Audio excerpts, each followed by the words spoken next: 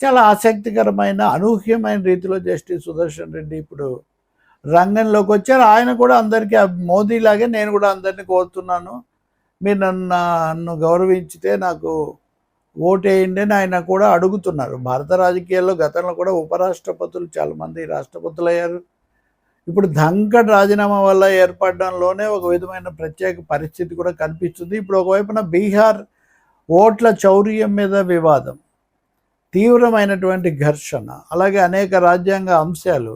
ఇప్పుడు కొత్తగా ప్రధానమంత్రిని లేకపోతే రాష్ట్రాల ముఖ్యమంత్రులను కూడా నెల రోజులు జైల్లో ఉంటే తీసేయచ్చు అన్న పద్ధతిలో వస్తున్నటువంటి బిల్లు, ఈ విధంగా కేంద్రానికి రాష్ట్రానికి మోదీ బీజేపీకి ప్రతిపక్షాలకు, లౌకిక పార్టీలకు, ప్రాంతీయ పార్టీలకు మధ్య ఘర్షణ బాగా పెరుగుతున్న ఈ సమయంలో ఉపరాష్ట్రపతి ఎన్నిక రాజకీయాల్లో రాబోయేటటువంటి మార్పులకు, మలుపులకు తొలి సంకేతం అవుతుందని చెప్పి పరిశీలకులందరూ కూడా భావించడంలో ఏమాత్రం అవాస్తవం లేదు. అది తప్పకుండా జరుగుతుంది.